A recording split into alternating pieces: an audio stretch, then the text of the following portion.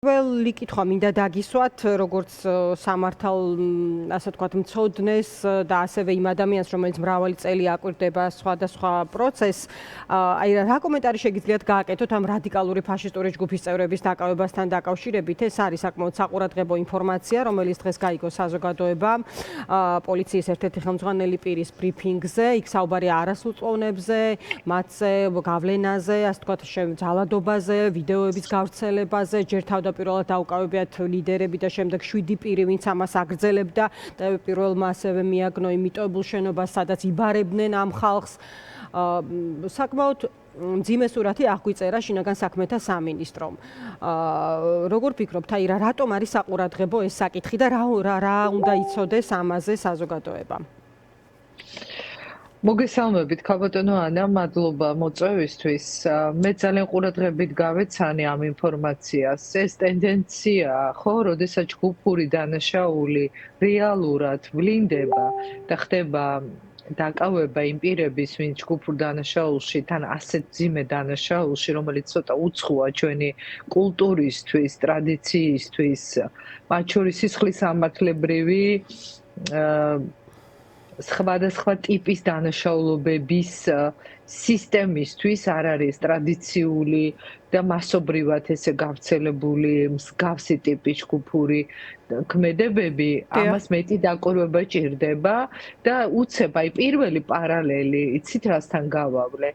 აი წარმოიდგინეთ ახლა რამდენად ძიმე ვითარებაში ვიმყოფებით, რომ ის უწყება, რომელიც პრევენციას უნდა აკეთებდეს დანაშაულის.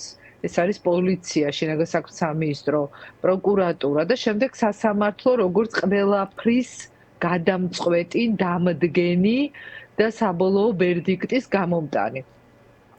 აი, როდესაც სულ ცოტა ხნის წინ ხდებოდა ჩვენს თვალწინ ორგანიზებული, ჯგუფური, ძალადობრივი, სასტიკი ადამიანის წამების და ღირსების შემლახავი მოპყრობები და ამაში ჩართული იყო სახელმწიფოს წარმომადგენლები, ოფიციალური სტრუქტურა, ხო? აი გულისხმობ მოქალაქეების დარბების, წამების, კოლექტიური დასჯის კადრებს.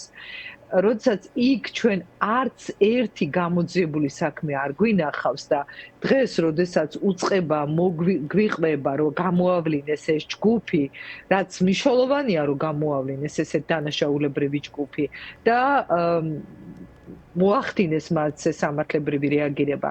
აი როგორი განცდა იცით, აი უნდობლობის, ზოგადად უნდობლობის, ინსტიტუციური უნდობლობის, იმიტომ რომ ეს უწყება თვითონ არის ასეთ დანაშაულობებში ხილებული და ჩვენ თვითონ პრეტენზია გვაქვს ამ უწყების მიმართ, რომ ასეთ დანაშაულებებში თვითონაც ჩადიოდნენ ჩვენ თვალწინ. აი ჩემი პირველი განცდა ის კი არა მაქვს, რომ აი რაღაცა მადლიერების გრძნობა არა, ეს ამ უწყების ვალდებულება, მაგრამ იგივე უწყება, იგივე სახელმწიფო სტრუქტურები თვითონ რო ძალადობდნენ და ასეთ დანაშაულობებს სახელდება შეიძლება სხვადასხვა იყოს სამართლის ენაზე, მაგრამ უფრო მძიმე დანაშაულია კანონით, როდესაც სახელმწიფოს წარმომადგენელი პირი სამსახურებრივი მდგომარეობის გამოყენებით ჩადის ჯგუფურად ძალადობრივ ქმედებებს. მე ამ კითხვებზე პასუხი არ მიმიღია როგორც იურის, როგორც მოქალაქეს. თან სისტემური არ არისო, ეკა ეს არგუმენტები პერიოდულად ხო გვესმის, რომ არ არის სისტემური, მაგრამ რა არის, თქვა, აი რაც არ უნდა იყოს, რა არის? აი ამაზე პასუხი ამოწურა ეს საკითხები შესაბამისმა უწყებამ. აი სამი ამბავი რო დავასახელოთ, მაკაჩიხლაძე, გიორგი შეწირული, ასევე გურამ როგავა და მაისაშვილის ამბავი, რომელიც მახსოვს აი ზუსტად ამ სტუდიაში ლაპარაკობდა იმ რამდენიმე საათის წინ მიიღო დადასტურება 8 თვის შემდეგ ცნეს დაზარალებულად. ეს არის ბიჭი, რომელიც სასიკვდილოდ გაიმეტეს, სახეში წილს ურტყავს. სისტემის წარმომადგენელი იცის ძალიან კარგად მაყურებელმა ეს ამბავი. ჩვენ არ უნდა მოვხსნათ ეს კითხვები. მე ყველა ეთერში ვაპირებ, რომ ეს კითხვები მომეორო და ეს კითხვები, რომელიც არის პასუხისგებლობის ნაწილი, ხშირად დავსვა და მოვითხოვოთ ამაზე პასუხი და რეაგირება ამ ვალდებულებაზე. ეს არ არის ჩვეულებრივი მოვლენა და ამბავი, რომელიც შეიძლება გადაფაროს სხვა თემებმა. იმიტომ რომ როდესაც ჩვენ სისტემურ დანაშაულობებს, ორგანიზებულს, აი ჯგუფურად შეყავდათ სპეციალურ კორიდორებში და აი ეს ხარებას რაზმი კოლექტიურად რო ძალადობდა ამ ხალხზე პირდაპირ ეთერში ჟურნალისტების სასიკვდილოდ გამეტება ადამიანის თავით რა ვიცი ბურთივით ათამაშებდნენ რა საშინელი ფრაზა ვთქვი ახლა ათამაშებდნენ ადამიანის თავს როგორ ურტყამდა ხო აი თითქოს რაღაცა ვარჯიშივით რაღაცა ველურ აქტს ახორციელებდა ჩვენ თვალწინ და ამაზე გვეუბნებიან რომ გამოძიებაც კი არ ჩატარებულა ადამიანებს დასარალებული სტატუსი ჯერ კიდევ არ აქვს ხო ამაზე გვეუბნებიან რომ ნორმალურია რომ ჩვენ არაფერი ვიცით ამაზე ამას გვეუბნებიან არათუ ნორმალური ამიტომ მე ხმელა მათ გახსოვენ რომ ამაში დაგვარწმუნონ რომ ნორმალურია რომ გაგრძელდეს ყველაფერი და არავინ არ გაიგოს ვინ ჩაიდინა ეს სასტიკი ანგარიშწორების ფაქტები ცალკე საკითხი არის ის ავარაუდო მოწამვლის кейსი რომ ნახავთ რა გაგრძელება იქნება BBC-თან დაკავშირებით. ეკა, სხვა თემაზეც მინდა მოვასწრებოდეს გიხდი ხო იცით როგორია ჩვენი დღის ფორმატი. აი ღარიბაშვილზე მინდა გადავიდეთ კონკრეტულად და მისი რეპუტაციული განადგურების საკითხზე ამაზე ხშირად საუბრობენ ანალიტიკოსები, პოლიტიკოსები, ხელისუფლების ოპონენტი, რომ აი წმინდა რეპუტაციული პირველ რიგში განადგურების кейსი აჩვენა ივანიშვილმა საზოგადოებას. ძალიან ცოტა ადამიანს შეერა თქვენთანაც გავიმეორებ კითხვაში, რომ ეს ყველაფერი ფულის გამო მოხდა, იმიტომ რომ ამ ლოგიკით შეიძლება სხვასთანაც მისულიყო, თქვა ამგვარი სამართალი თუნდაც, ხო, როგორიც არის. აი, როგორ ფიქრობთ, შაიშმელაშვილს ჰქონდა კონკრეტული ვერსია, აი, სხვათა შორის მრავალი მადლობით გამორჩეული ღარიბაშვილი, კონკრეტულ სუფრაზე, უშვერი სიტყვებით, თქვა, უშვერ სიტყვებს იყენებს ივანიშვილთან დაკავშირებით და ამ ჩანაწერის შემდეგ ხდება მისი ანგარიშწორება ამგვარი. თქვენ გჯერათ ამ ვერსიის, როგორ ფიქრობთ, ეს რამდენად რეალისტურია ივანიშვილის პირობებში? მე ირაკლი შაიშმელაშვილის მჯერა და იცით რომ ჯერ ერთი ადამიანი რომელსაც ძალიან დიდი გამოცდილება აქვს, ბევრი ინფორმაცია აქვს და ის იმუწყების ერთ-ერთი მაღალი თანამდებობის პირი იყო, რომელიც სწორედ იმ დღეებში ყველაზე სასტიკად ჩანდა მოქალაქეების მიმართ და სწორედ ამიტომ გადადგა, ამიტომ წავიდა ირაკლი და ამის გამო დასაჯეს, რომ ეხა ბრალი წარუდგინეს მას ჩვენი იურიდიული ჯგუფი იცავს ძალიან კარგი და არაჩვეულებრივი ადვოკატი ნათია მეზრიშვილი და ვიცი მისი საქმე ვაკურდები, მონიტორინგს ვაკეთებ, მე მისი მჯერა, ის როცა ამბობს ესეთ რამეს, ჩემთვის სარწმუნოა და მეც მაქვს ანალოგიური ინფორმაცია და ისედაც ვხვდები ხა ვიცნობ ამ გუნდის ანატომიას, კარგად ვიცნობ ამ ადამიანების ქცევის ტრაექტორიას, როგორც კი იცვლება განწყობები, იწყება ტროლბოტებით შეტევა და როგორც კი ესეთი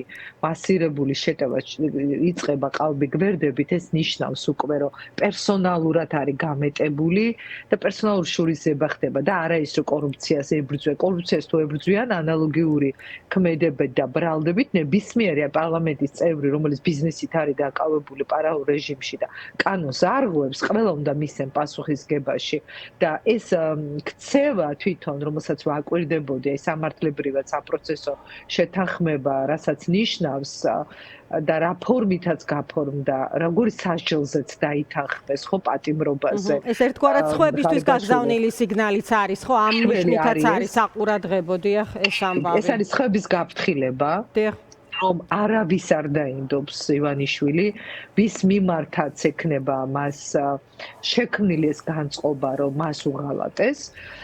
მეორე ის, რომ პერსონალურად დასაჯა და დასაჯა ძალიან მძიმედ ღარიბაშვილი.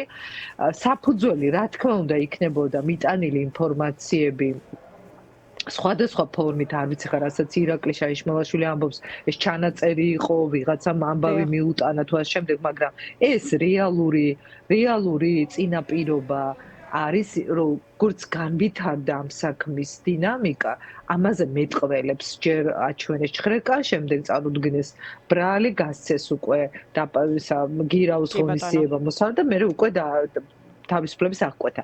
ამას აჩვენებს ეს ყველაფერი.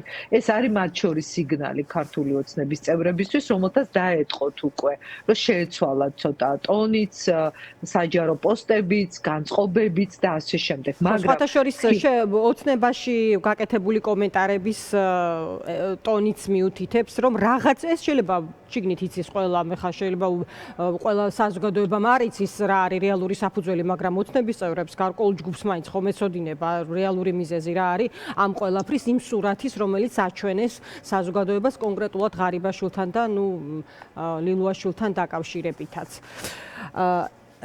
ეკა გესმით ხო ჩემი ხმა? კი, მესმის. ერთი საკითხის მინდა მოვასწრო, ვიდრე გავალთ რეკლამაზე, ეს არის შეწყალების საკითხი, ძალიან მნიშვნელოვანი მოლოდინი, რა შეიძლება გადაწყვიტოს ქართულმა ოცნებამ, შეუძლია მას თუ არა გადადგას გარკვეულწილად ნაბიჯი, იმ კუთხით, რომ ამან იმოქმედოს პროცესზე, რაღაცნაირად და მეორე ამ მიმართულებით ესე მითი რაღაც მინდა კითხოთ, ჩვენ ნახეთ ვოლსკი, რომელიც ამბობდა, რომ შეწყალება არისო ისო, რაც სახელმწიფოს ახასიათებსო, თუმცა ეს კონსულტაციების გარეშე არ უნდა გადაწყდესო.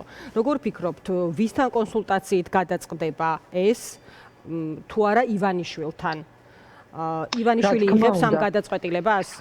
ასეთი მნიშვნელობის საქმეები, როდესაც ყავს ქვეყანაში სინდისის პატიმრები, მძევლები, მას ვერ გადაწყვეტს პაპუაშვილი, რა ვიცი, უბრალო აქტსაც კი ვერ გამოსცემს თავისით, მაგრამ მე როდესაც ბოლოს ვესაუბრე ანდრო ჭეჭინაძეს პირადად თუცა შევხვდი ციხეში, ზვია ცეცხლაძეს, გიორგი ჩიკვაიძეს, რა უნდა რას ელოდებიან მათგან, რა უნდა დაიბრალონ უდანაშაულო ადამიანების ხედან ციხეში, არა მხოლოდ ისინი, უბრალოდ მე მათ ვესაუბრე ბოლოს, როცა შევხვდი, მაგრამ სხვებსაც და ეს კითხვაც მახსოვს მაშინ ანდრომაც დამისვა ეს კითხვა, რომ რას ნიშნავსო ახლა ეს განცხადებები, თუმცა განწყობა არის შეუვალი მათი, იმიტომ რომ უდანაშაულოდ ხედან ციხეში, მძევლები არიან, არ არის მათ ქმედებაში არანაირი დანაშაულის ნიშნები და ახლა გიორგი ჩიკვაიძე ეტლში რო არის დღეს და ასე გადაადგილდება, ჯამთელი ადამიანი შეიყვანეს ციხეში და დღეს თავისით ვეღარ დადის, რა უნდა მოინანიოს და რითი უნდა რას ელოდებიან, ხო გამორიცხულია. ან რომელიმე მათგანი, რომელიც დღეს საჩვენებლად არის დაჟილი. ამიტომაც ეს მგონია რაღაცა მანიპულაციის, გარკვეული პროვოცირება ამ ჯგუფში, რომ იქნებ ვინმე რაღაცნაირად ვინმესთან მოახდინონ რაიმე გავლენა, არ ვიცი რა მოლოდინი შეიძლება კონდეთ, მაგრამ არ იცნობენ მათ ისტორიებს, მათ ბუნებას, არ იციან, როგორი ადამიანები ყავთ დატყვევებულები. თითოეული მათგანი ატარებს რაღაცა საქართველოს ისტორიის მნიშვნელოვან ნაწილს. ატარებს თავის თავში საოცარ ბრძოლის და ღირსების განცდას. ზუსტად ხვდებიან რატო არიან ეხლა საპყრობილეში, რას ეწირებიან, ამას ხვდებიან. ეს სამართლებრივად კი არ აიხსნება, მაგრამ ადამიანურ და მორალურ ენაზე მათთვის ეს გაცნობიერებული, უბრალოდ ეს ვოლსკის არ ესმის. პაპუაშვილი ამას ვერ გაიგებს, კობახიძე საერთოდ ვერ გაიგებს და ასე შემდეგ. მაგრამ ისტორია ინახავს ამ ყველაფერს და ის არქმევს თავის სახელს. დიდი მადლობა ეკა. დაგემშვიდობებით ეკა